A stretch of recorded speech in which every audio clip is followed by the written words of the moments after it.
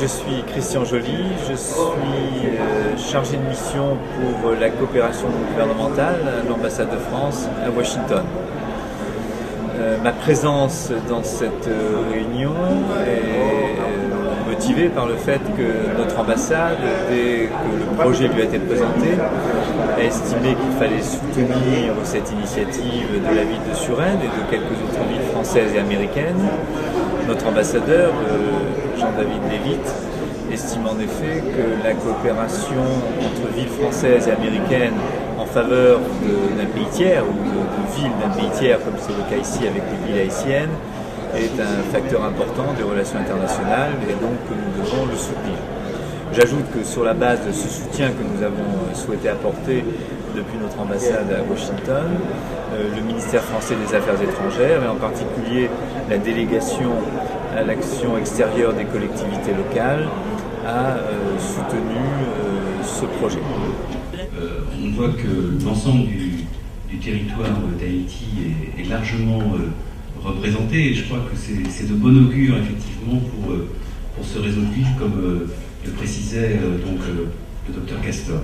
Dans l'organisation territoriale haïtienne, vous le savez, il y a une superposition d'entités territoriales et la commune constitue donc à cet effet un échelon important.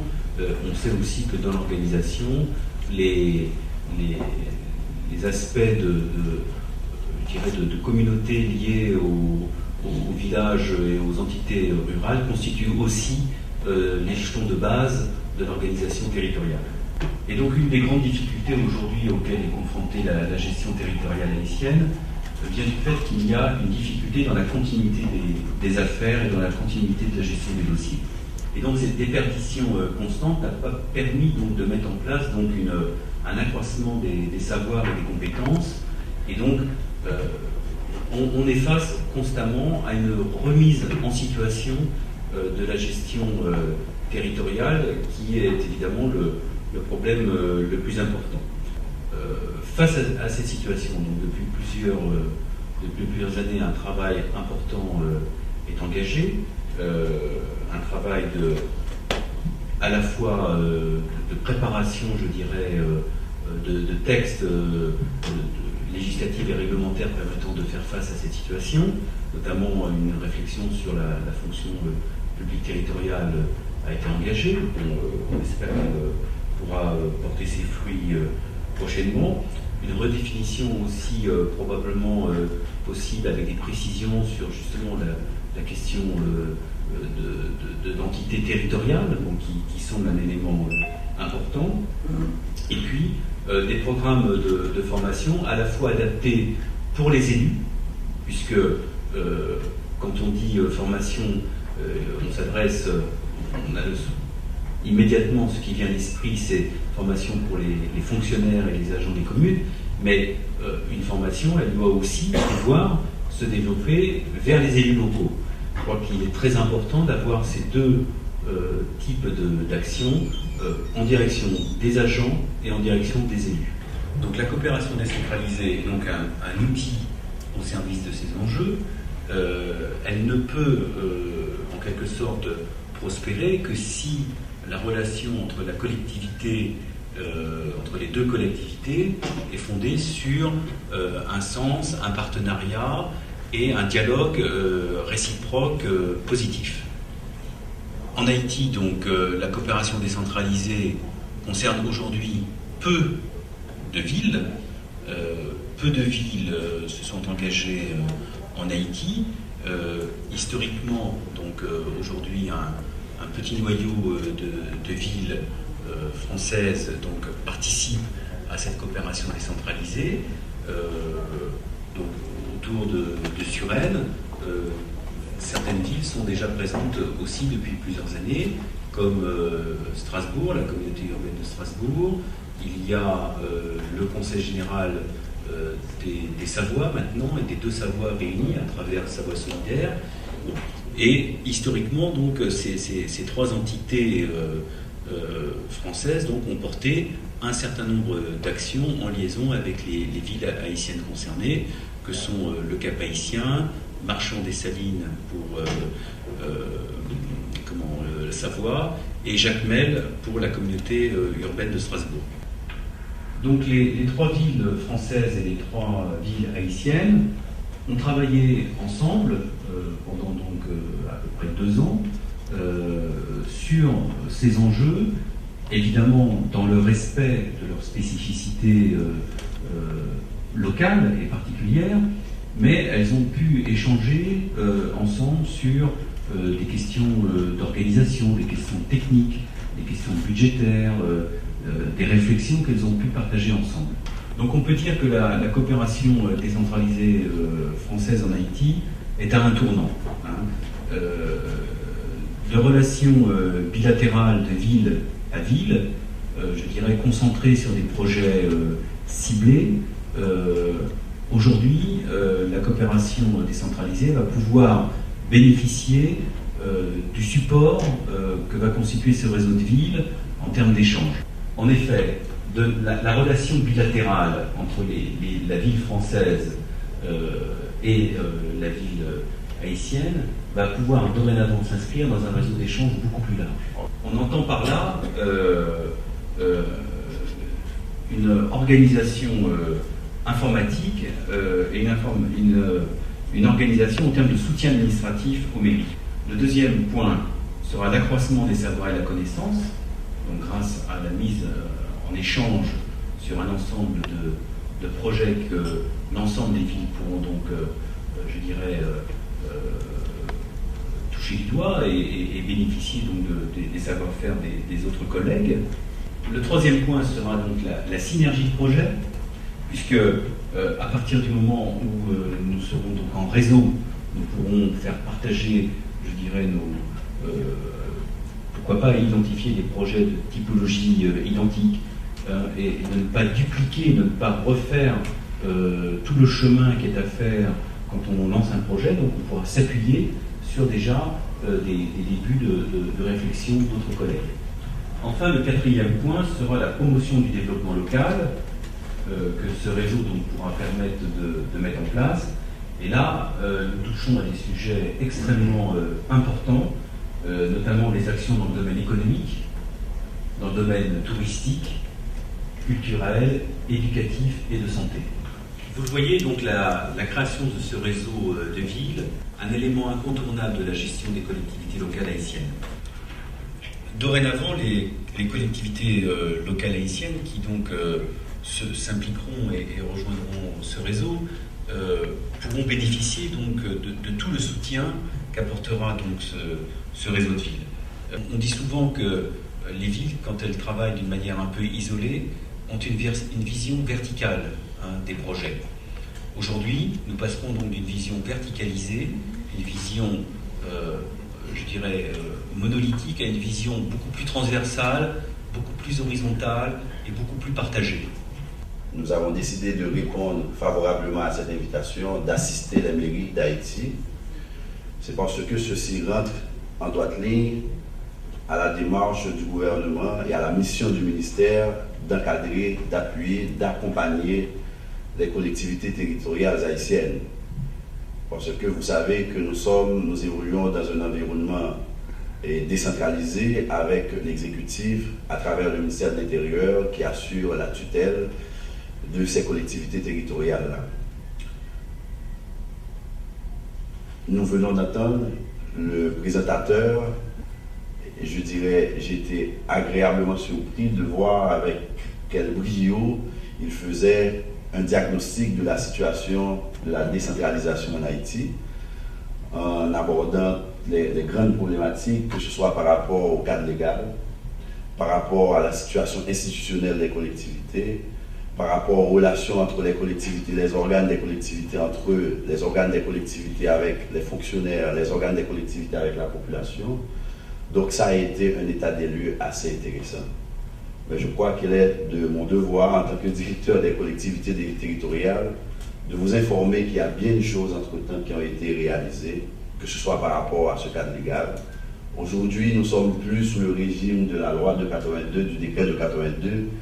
Pendant la transition, il y a 5 décrets qui viennent de sortir ou de promulguer et un décret sur le cadre général de la décentralisation qui fixe un peu la vision du gouvernement de l'État en matière de décentralisation, et des lois spécifiques sur la commune, la section communale et le département. Vous n'êtes pas sans savoir, je suis sûr, qu'en Haïti, il y a 3 niveaux de collectivité. La collectivité de la section communale, qui est la collectivité de base, et il disait tout à l'heure la collectivité de la commune, qui c'est vraiment la collectivité la plus ancienne. Et c'est le point d'ancrage, puisque nos collectivités sont montées par emboîtement, et le département qui fait le niveau, je dirais, stratégique, puisque nous sommes un État décentralisé et unitaire. Et aujourd'hui, ces décrets sont sortis, malheureusement, en tout cas, ils sont d'application difficile, parce que le ministère est en train de réviser. Parce que nous avons compris qu'en dépit de la valeur intellectuelle de ces décrets-là, mais ils accusent un déficit par rapport aux réalités, par rapport aux défis quotidiens que vivent la ACMR, ils vont vous l'expliquer tout à l'heure. Donc nous sommes en train de revoir en faisant atterrir et la vision, toute l'enveloppe théorique, conceptuelle aux réalités quotidiennes. Et nous nous intéressons beaucoup plus, non seulement à l'aspect du cadre légal, mais aussi à l'aspect réglementaire. Parce que nous parlons de décentralisation, nous parlons de collectivité. Aujourd'hui, le ministère veut faire vivre les collectivités qui ne vivent pas. Il faut une administration communale, vous avez parlé de la fonction publique, il faut assurer la stabilisation du personnel, il faut garantir la mémoire institutionnelle, la continuité des actes au niveau des collectivités territoriales. Il y a un ensemble de mesures d'accompagnement qu'on est en train de prendre, et je crois que cet espace-là va pouvoir, à travers nos échanges, enrichir, contribuer les réflexions qui sont conduites maintenant. Je voudrais annoncer, je me permets de le faire, ce devrait être le ministre, qu'aujourd'hui, qu'il y a beaucoup de manifestations d'intérêt pour pour la coopération décentralisée. Et récemment, il y a seulement 48 heures, on a eu une réunion avec une importante délégation du Canada et mission du gouvernement du Québec. Et il y a eu un ancien ministre qui a eu pour mandat de voir, et sur la demande de l'honorable gouverneur Michael Jean, comment on peut avoir une coopération décentralisée beaucoup plus dynamique entre les villes du Canada et celles d'Haïti. Mais nous ne voudrions pas, au niveau du ministère, que cela se fasse dans un environnement désordonné. C'est pourquoi la coopération décentralisée, on est en train aussi de l'aborder au niveau de ce cadre légal et réglementaire pour que tout cet apport viendra dans un environnement organisé. Pour qu'il n'y ait pas de duplication, vous le disiez tout à l'heure, pour qu'il n'y ait pas de confusion et pour que ça soit vraiment profitable aux villes et qui se coopèrent. Donc, nous pensons que le triangle franco-américain-haïtien ne soit pas fermé. Il y aura d'autres pays et nous sommes davantage intéressés davantage intéressés aussi à la coopération sud-sud. C'est pourquoi je salue la présence du représentant de Chili qui est là. Et nous croyons que nous avons beaucoup à apprendre de ces pays-là qui vivent presque les mêmes réalités que nous. Et les grandes villes, nous attendons beaucoup, mais les villes qui vivent les réalités, et nous avons une proximité avec elles. Donc, tout cela, nous pensons que c'est un bon espace. Nous espérons que ça va être profitable à nos maires, à vous autres aussi, parce que la coopération, ça doit aller dans les deux sens.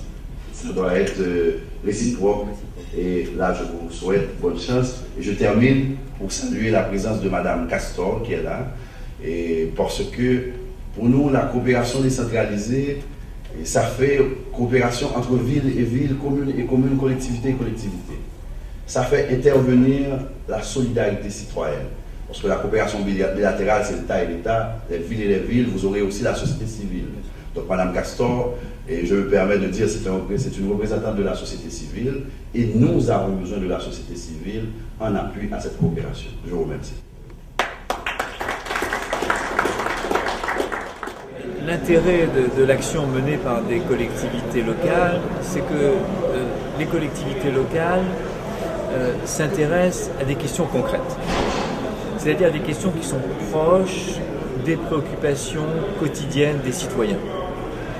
Et c'est là où nous pensons que l'action des collectivités locales françaises et américaines, et d'autres, puisqu'on nous a dit que des collectivités chiliennes, canadiennes pensaient rejoindre le réseau, que cette action peut faire la différence.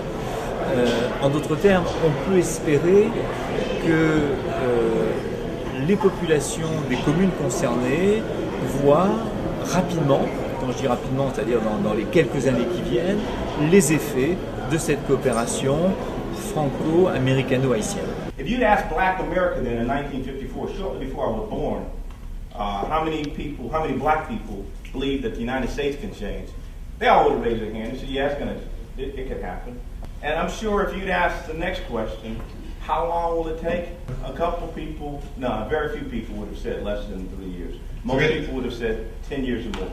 I'm lying. Most black Americans during that time believed that it was going to take a generation. So we're talking 25 years. But I can tell you that it takes less than 3 years. Je peux vous dire que ça prend But it starts today. You want a change to happen? It is in you, and you start with your working groups, and God bless you, and I'm out of here. Agradecer la invitación para participar en esta reunión y lo que nosotros hemos aprendido en el proceso de reconstrucción de la democracia en Chile es que no hay democracia sólida si no hay gobiernos locales sólidos, pero que no hay gobiernos locales sólidos si no hay una gestión muy sólida, muy honesta, muy tecnificada, que dé respuesta de lo que los ciudadanos buscan. Y los ciudadanos siempre van a buscar en Haití o en Chile servicios de calidad. Mr. Kevin Berman, c'est le mayor de Montréal.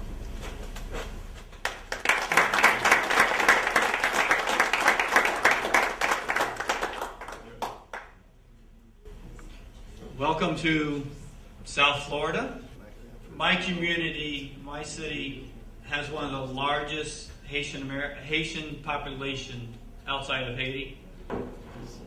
The Haitian community is very vibrant in our city, and they're very attached to their homeland. And anything we can do to help facilitate better conditions in our cities, other cities in Haiti, we are here to achieve that. And I look forward to many, many years of fine interaction and friendship and abilities to do some good for the Haitian people.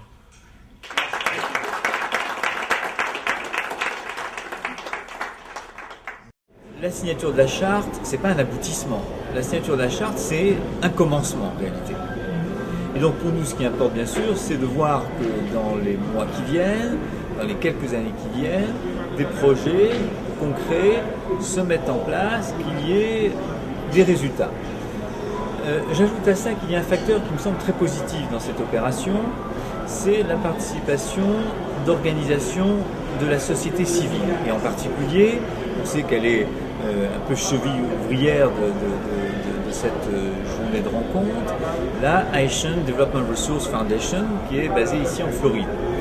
Pour ma part, je souhaite d'ailleurs que d'autres organisations du même type, c'est-à-dire essentiellement de la diaspora haïtienne aux États-Unis, rejoignent le mouvement. Et c'est là encore un des grands intérêts que d'avoir un réseau, parce que le réseau donne de la visibilité à l'opération, et à partir du moment où il y a visibilité, eh bien, il y a attraction plus forte. Et on ne peut que souhaiter que des organisations du même type, basées ailleurs aux États-Unis, je pense notamment à la région de New York, où je crois savoir qu'il y a de nombreux Haïtiens qui habitent, rejoignent ce mouvement. À partir du moment où nous avons ensemble les collectivités territoriales, des organisations de la société civile, on entre dans un processus où une forme de contrôle existe, en ce sens que le citoyen qui va contribuer à travers ces organisations à des projets de développement en Haïti souhaite des résultats, il sera vigilant.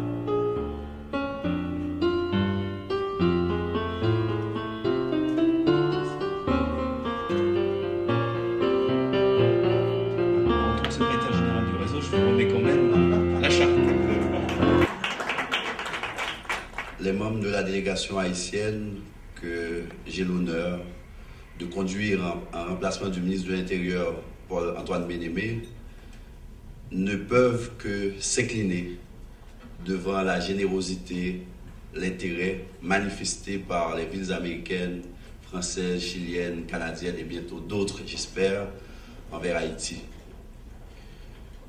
Je dois vous dire que vos actions de coopération vont être exécutées dans un environnement légitime, serein, démocratique, empreint d'une volonté manifeste du gouvernement d'agir envers les citoyens à travers les collectivités territoriales. Cet engagement a été clairement exprimé par le chef du gouvernement dans son énoncé de politique générale, en faisant de la décentralisation la stratégie transversale de développement du pays. Et de ce point de vue-là, je vais terminer pour dire que la prochaine assemblée, ce sera pour l'année prochaine. Nous avons une grande habitude de ces cérémonies protocolaires, d'échange de drapeaux, tout ça. Mais j'espère, à la prochaine assemblée, on aura plutôt une réunion de bilan sur les résultats, sur les actions que nous aurons menées en faveur d'Haïti et dans un souci de collaboration et de gestes réciproques. Je vous remercie. Nous pas voulons mourir, petit nous pas payer non camper sous pied. Nous pas voulons mourir sans nous pas tourner Haïti. Non non non non non, nous pas voulons vieillir dans retendre pour la caille camion.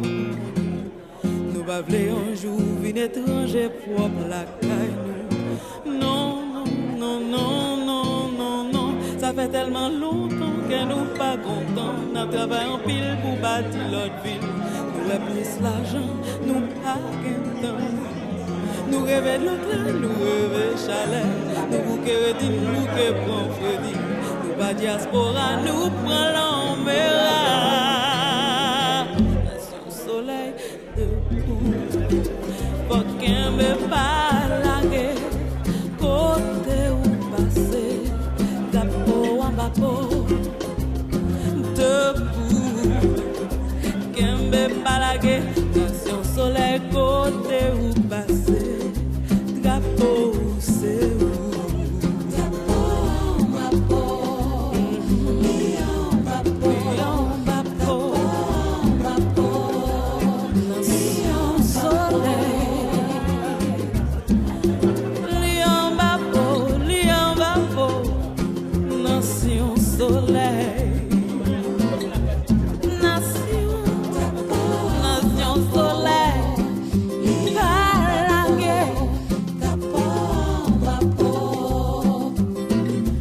Mourir pour petit nous pas ouais payer non camper sous pied. Nous pas vle vieillir sans nous pas tourner Haïti. Non non non non, ça fait tellement longtemps que nous pas contents. N'a travaillé en pile en bâti l'autre ville. Pays en bloqué ou à dim démarqué. On a fait qu'à nous marier avec Haïti malène, Haïti bonnen.